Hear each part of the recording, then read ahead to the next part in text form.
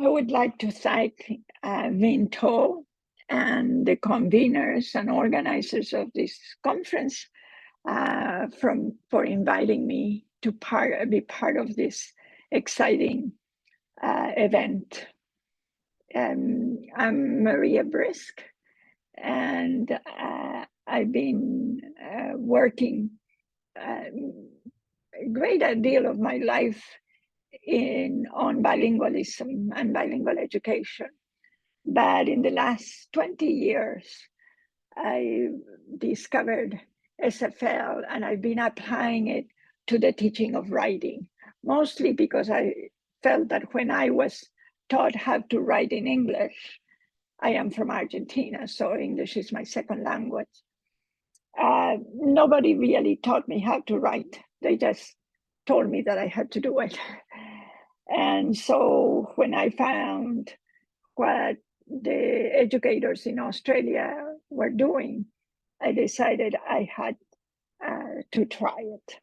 So one of the things that I wanted to talk about today is a couple of things that I really constrain the way writing is being taught out in the schools. And my motivation also to work with SFL is because I was horrified at what was being called writing instruction in schools. So what I will focus on today was, one is that at least in the schools I've been working with and others, the priority is always given to reading. And so writing is tied to whatever is being done in reading. And I'm going to explain that in more detail. And the other one is the use of the dominant language only when schools have multilingual learners. So let's explore first, how is the teaching of writing subsumed to the reading curriculum and what is happening in the schools. One is that the students write using the content of the readings. So they are limited to the content of whatever the readings in the reading curriculum is. And then they are asked to write without any instructions. For instance, in one school I was working, they were doing this unit in which they were reading multiple biographies of sports personalities, and they're working in the reading comprehension. And then the students were asked to write an argument about which one was the best personality. The reading unit had not a single piece of writing written as an argument. So the students had not read any argument when working on that unit or in any of the units before. Whereas the way we applied language genre pedagogy, SFL genre pedagogy in that school, and in others, is that we do develop the content and we do develop, the field. But in addition, we teach the students to write in the genre that they are going to write about that content, and they learn the purpose of the genre, the stages, they learn the language that is going to be most productive to function and to write in that genre. Another way that the writing is tied to the reading curriculum is by having students imitate a particular text. So, for instance, in this unit, the students had read one of the Magic Tree house stories. I don't know whether you are familiar, but the magic tree house stories have two characters, a boy and a girl, and they through this magic tree they go on adventures that take them to meet famous personalities or other things, places, to learn about history and about places and things of that nature. So the students were asked to write their own magic tree house story. And so they were asked to copy, in a way, the book that they had read. In a high school, the students had read stories written by the Lost Boys of Sudan, and then they were supposed to write a story as if they were one of the Lost Boys of Sudan. So and the stories were very much copied from the original. Instead, in the SFL genre pedagogy, I suggested to the teachers in the school that had this curriculum with a magic tree house story is, first we said, okay, what kind of genre is a magic tree house story? It is a fantasy mystery. So what are the features, what is the purpose of the genre, and what are the features of it? What are the stages?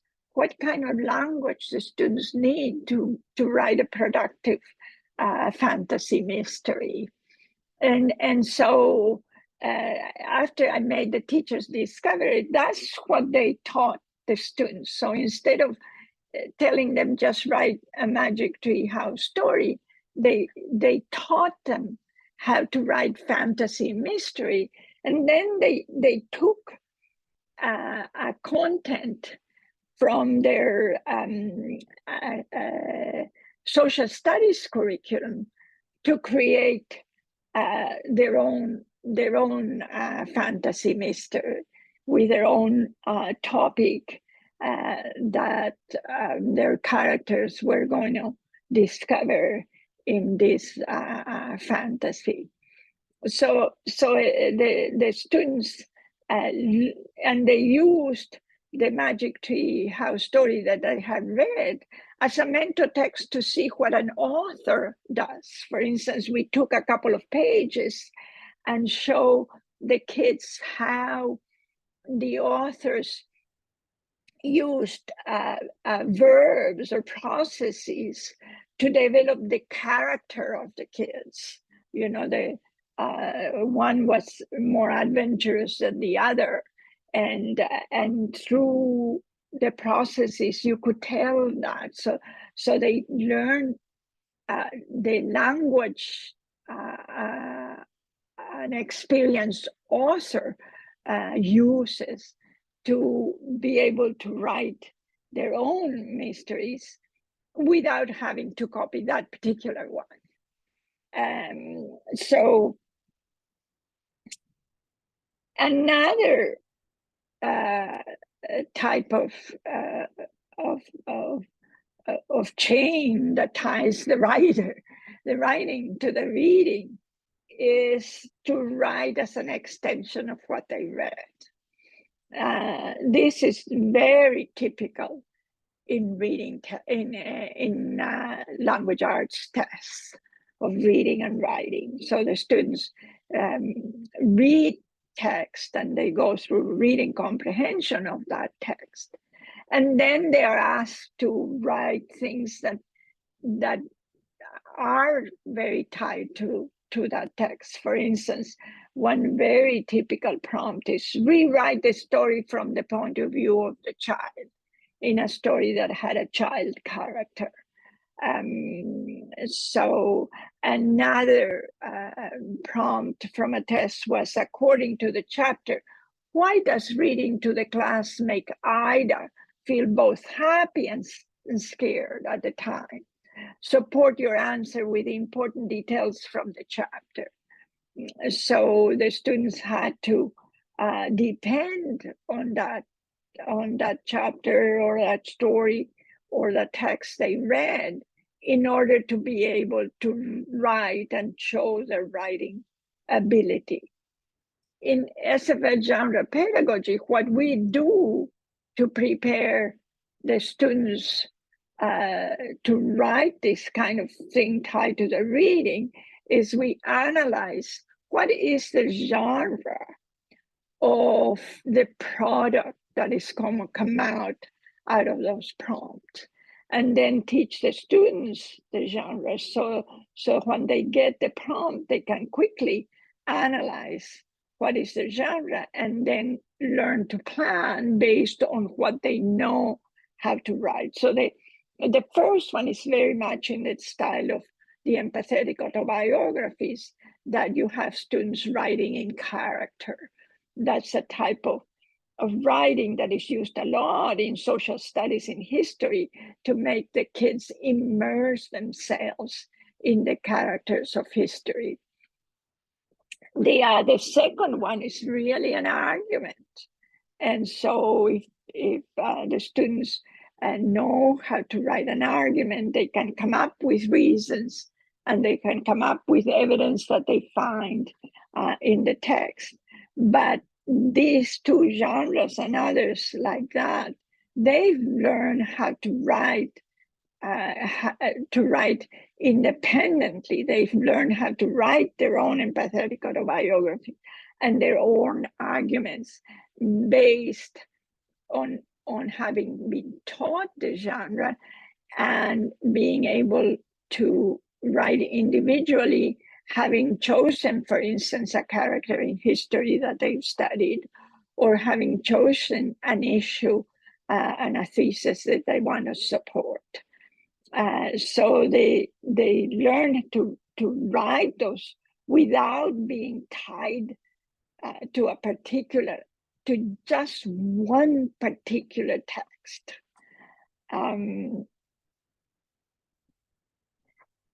The other thing that happens with the writing within this reading curriculum is that the writing is always at the end.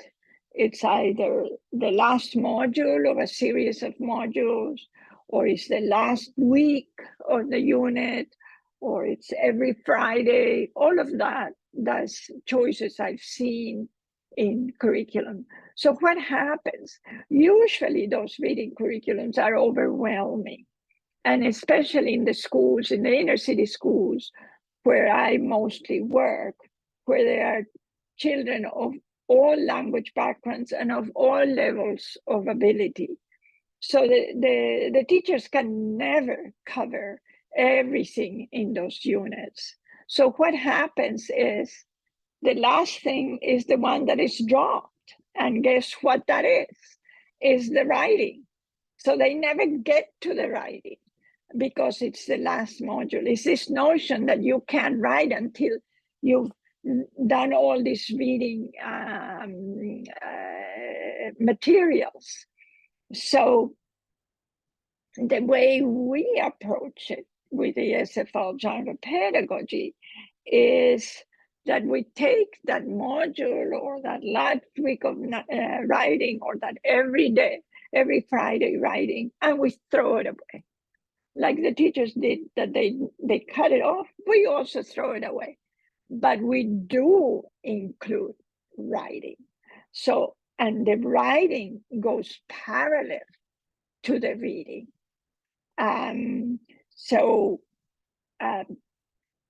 First, we look at the content. What is the content of that reading unit?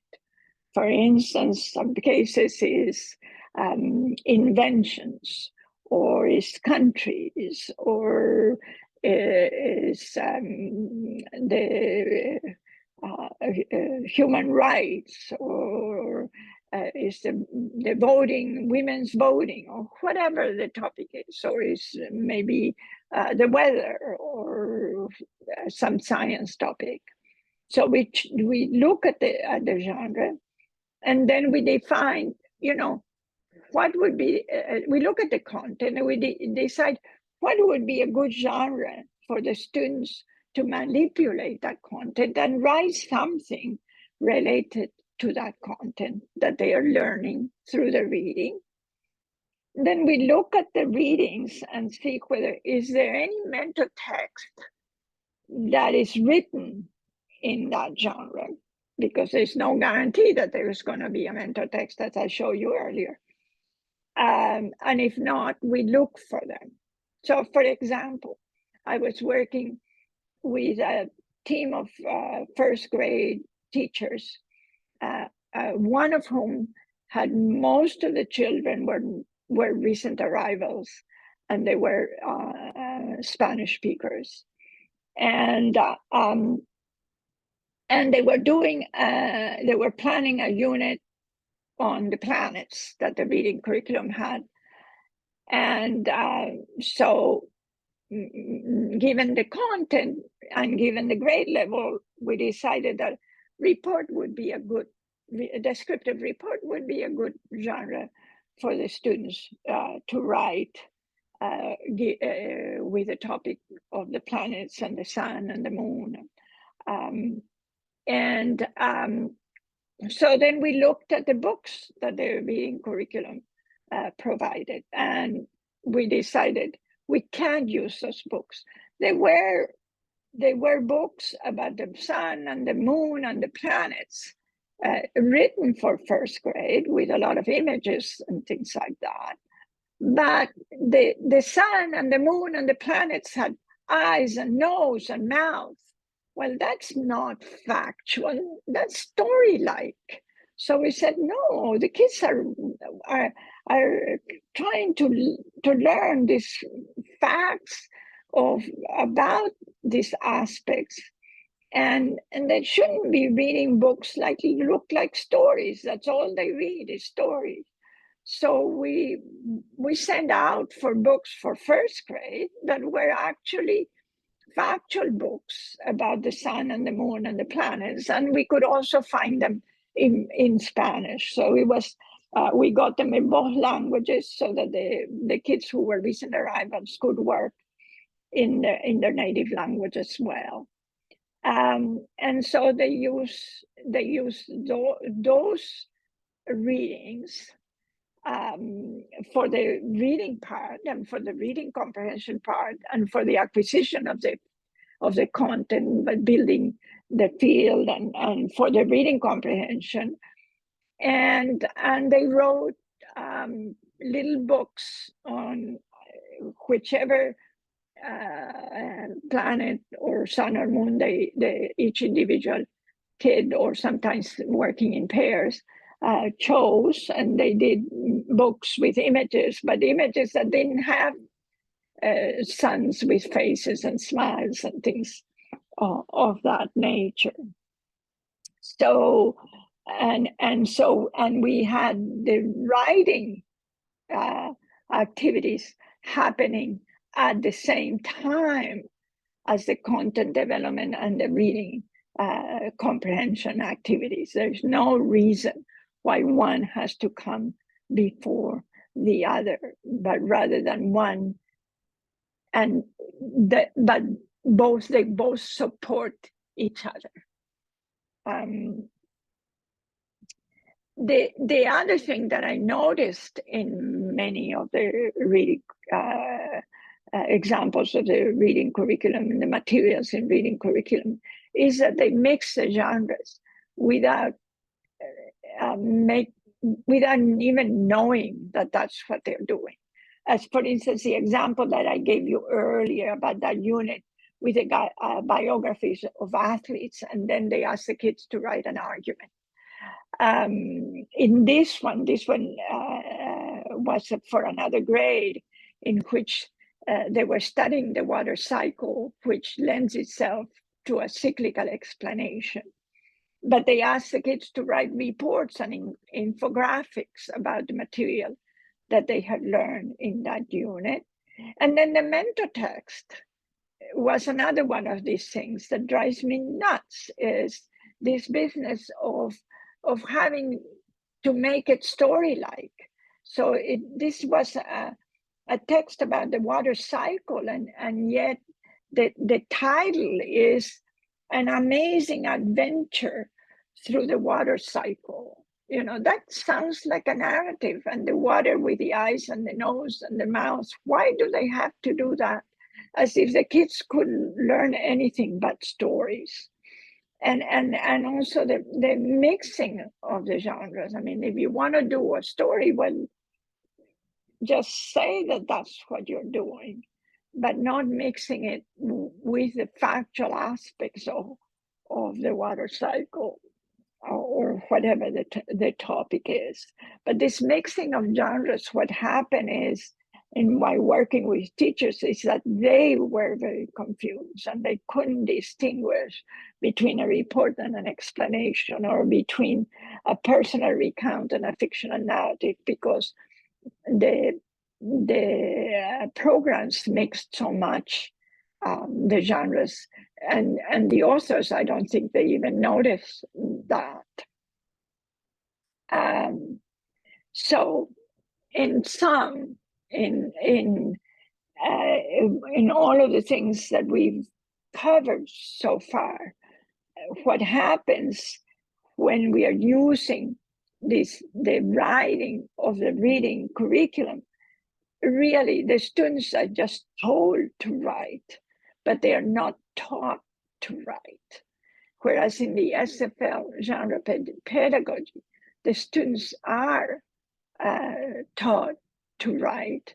And so when they write with a greater degree of confidence, and they don't just copy everything that they saw in the book.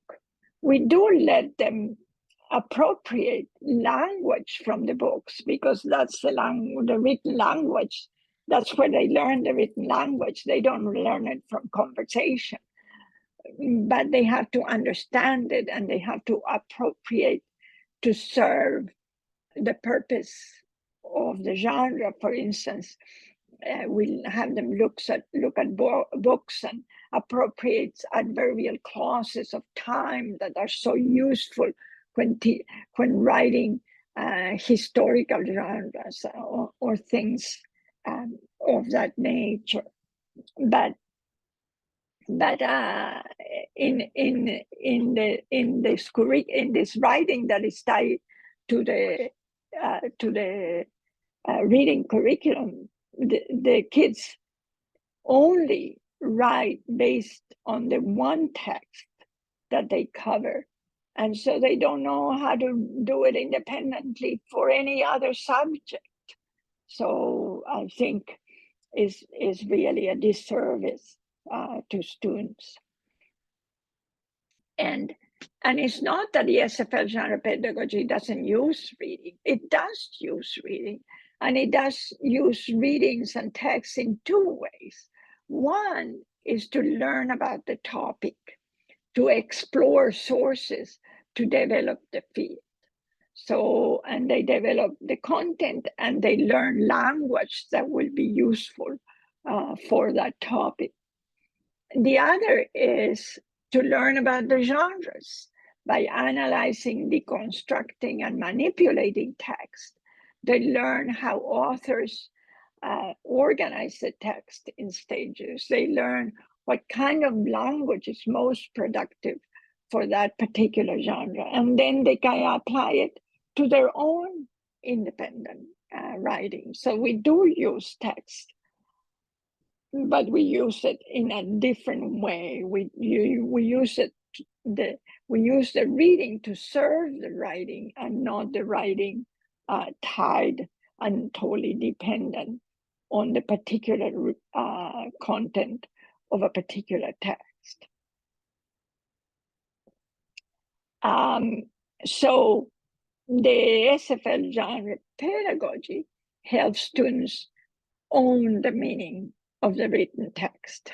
It's not an imitation of some other person's meaning when it's just tied to that one text. And I remember one fifth grader that after we taught him how to write arguments, he said, "Oh, now I feel free because I know how to persuade people to what I think."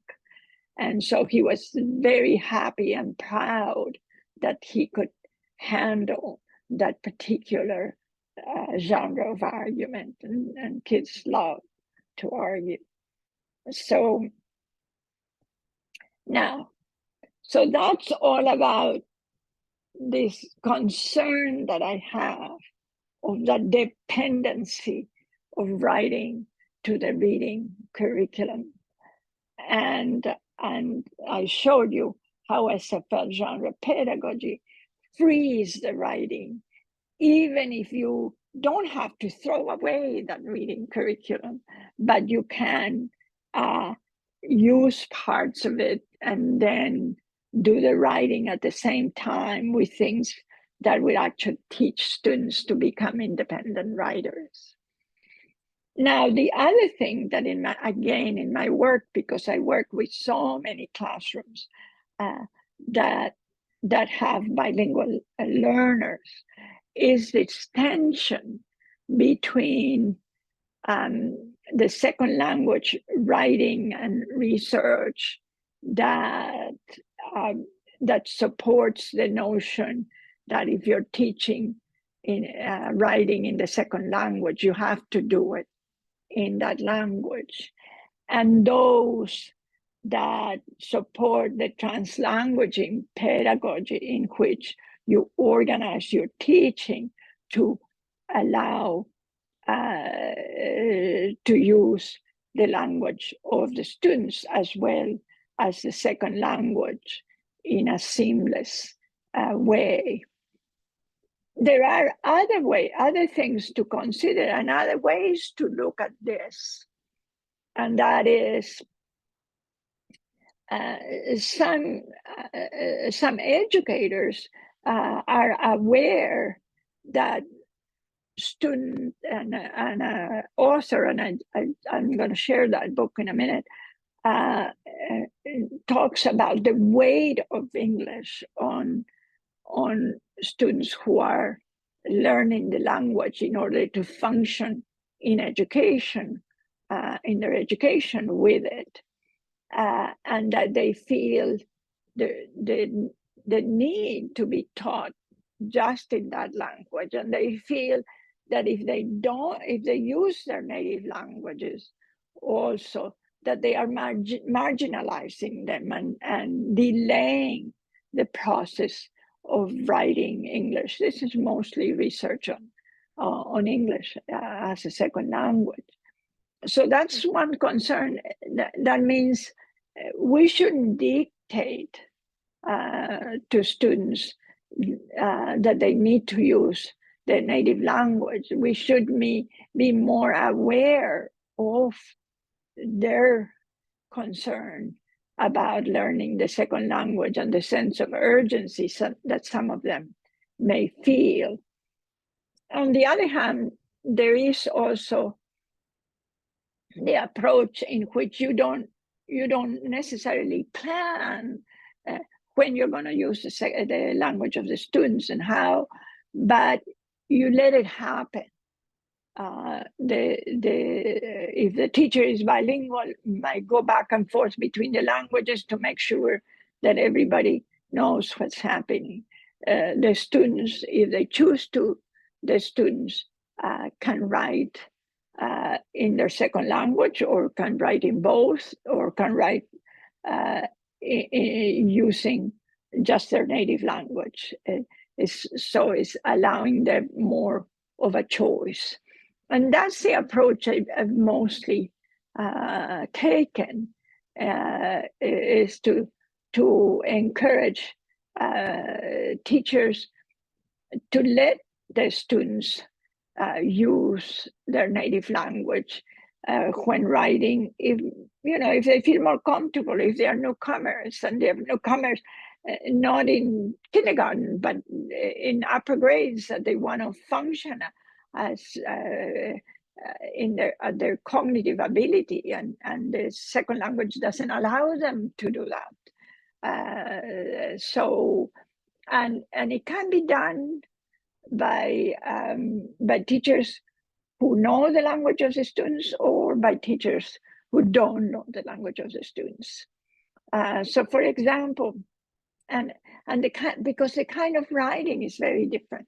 For example, I'm going to show you a couple of pieces of writing that were done by a student who had been a middle school student, so about 13 years old, or 12 or 13 years old, who had come to the US 6 months previously. And I'm going to show you a piece in English and a piece in Spanish. The teacher would let them choose the language. Now, this particular student chose to write in English in this case because the person directing the instruction was not the teacher, but a visitor from a museum who had brought paintings to teach the kids to look at paintings and to describe them and to make up stories or whatever from what they were seeing in the painting. And because she only spoke English, this particular student felt, and most of them felt, that they had to write in English. So the teacher did a lot of lessons on language to help them create the sentences that they wanted to create. And so this student wrote, "The man and the woman went to see the moonlight while their mother tended and fixed the house." So it was mostly kind of describing the images that she was saying, and the sentences were pretty well formed, but given a lot of the instruction that the teacher had said. But you see, it's a fairly short piece, and mostly describing actions that sort of come together almost like a story, but not quite.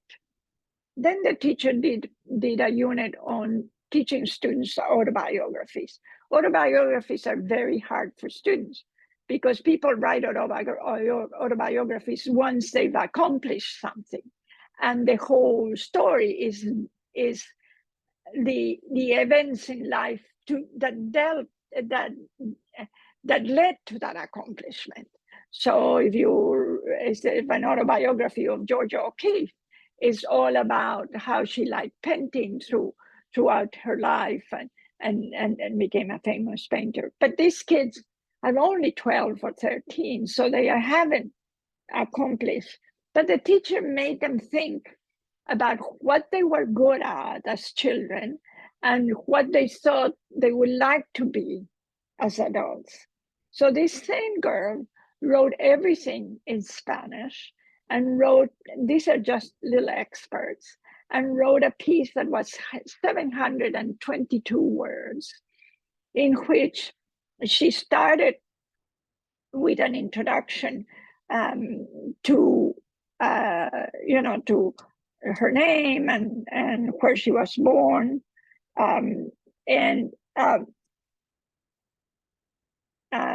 then she followed with a paragraph on something that happened in her childhood that led to her interest in becoming a pediatrician as an adult. And then she did a number of paragraphs that described aspects of her life, like being a good student and things of that nature, that set the grounds for her to be able to have a career, because and then she ends up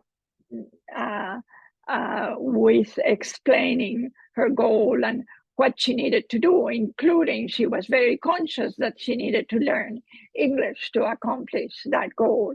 And in the middle, she has a story that has nothing to do with being a pediatrician, but is sort of typical of narratives of Spanish speakers, that something that she was reminded that happened in childhood, and she decided to tell that story, and the teacher just let her be. But you see, and this piece, for those who can read in Spanish, has a lot of of her personality there, and writes with a complex language that expresses, that is not factual, so factual as the one that she did in English, but expresses her thinking, her feelings, her hopes, and the actions that she would take. So it allowed her to write a much more complex piece, and not a very, just 2 or 3, a couple of paragraphs, because that would have been all she could have done in English. Now, the teacher modeled the whole process in English, and they deconstructed a book in English that was an autobiography that was quite accessible for that age, interesting, and also accessible for their proficiency. And yet she let them choose the language. Some of the students chose the native language, some chose to write in both. Some, the teacher knew Spanish, and the majority of the students were of Spanish background, but she also had 2 Vietnamese and 1 Portuguese speaker. And those kids also wrote in their native language, and then they put it through Google Translate so the teacher could see what they had written. So the strategies that teachers use were a little bit different depending. This teacher, Bev, didn't know Spanish, and in her school received all of the newcomers who were Spanish speaker. That district gets children from many different languages, but different schools receive of different languages, and usually, like the ESL teacher, know both languages. But Beverly was a classroom teacher, and she didn't know Spanish. And however, she had, I remember we did a case study of this was 5th grade, of a kid who was just arrived from the Dominican Republic and came in Bev's class, and they were studying the Declaration of Human Rights. And Beverly took an iPad, found it in Spanish, and so gave it to the student. And as the other ones researched it in English, he researched it in Spanish.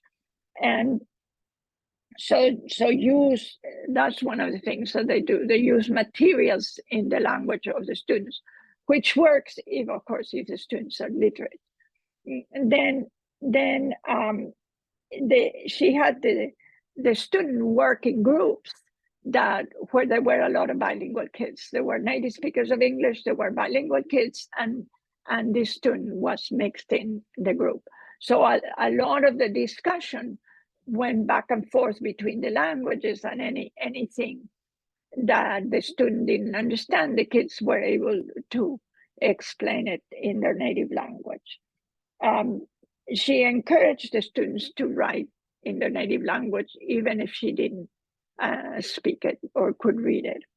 And then she when all the students would share with a group, or a few would be chosen to share, and this particular student was asked to share, and he shared all in Spanish.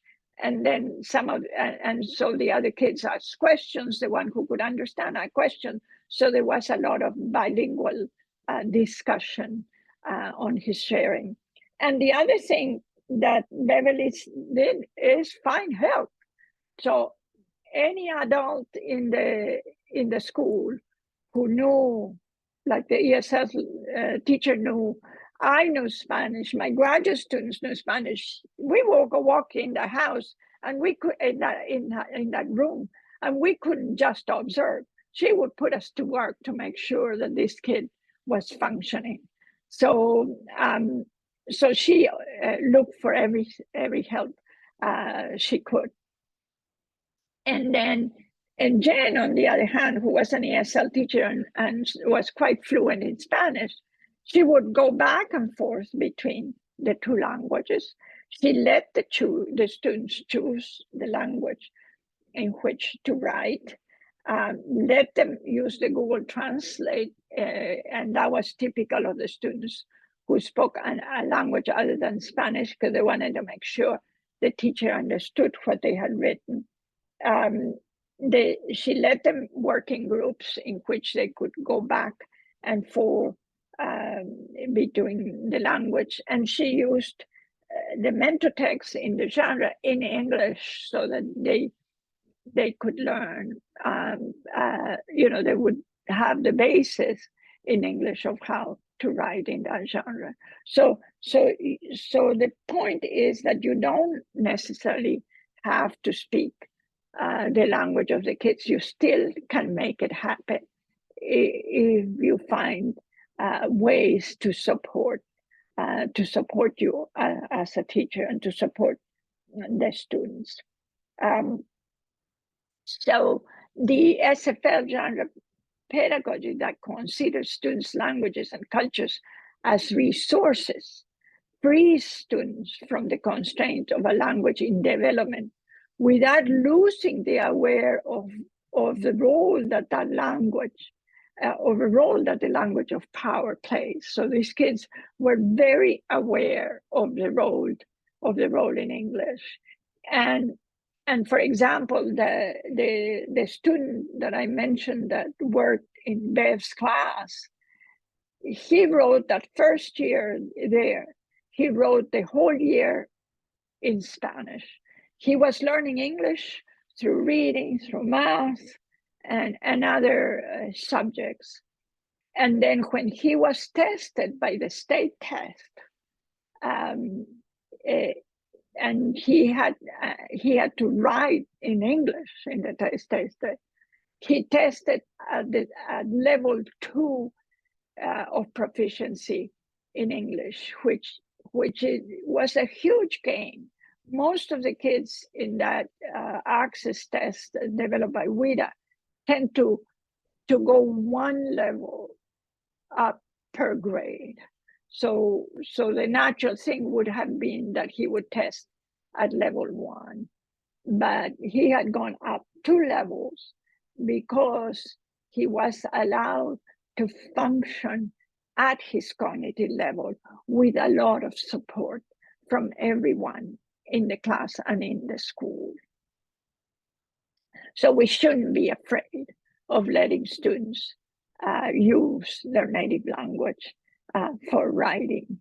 We can't stop teaching them. So Bev and Jen both taught how to write in the genre that they were writing at the time, the kids, and then let them choose the language in which to do it. So there are a couple of books that I wanted to mention. This book is very interesting with respect to the research and second language writing tied to teaching just in the second language and in using translanguaging pedagogy, and has a number of papers from different points of view that is very informative. So anybody who's interested in that topic, I would highly recommend. And then these other books are all related to language pedagogy. This is a great book by Deriwanka and Jones, which is more directed to high school. And these are my books that tend to be K through middle school. So thank you very much for your attention. And if you have questions, I'll be happy to answer if I can. Now I want you to notice something. This is my SFL pendant. Good night.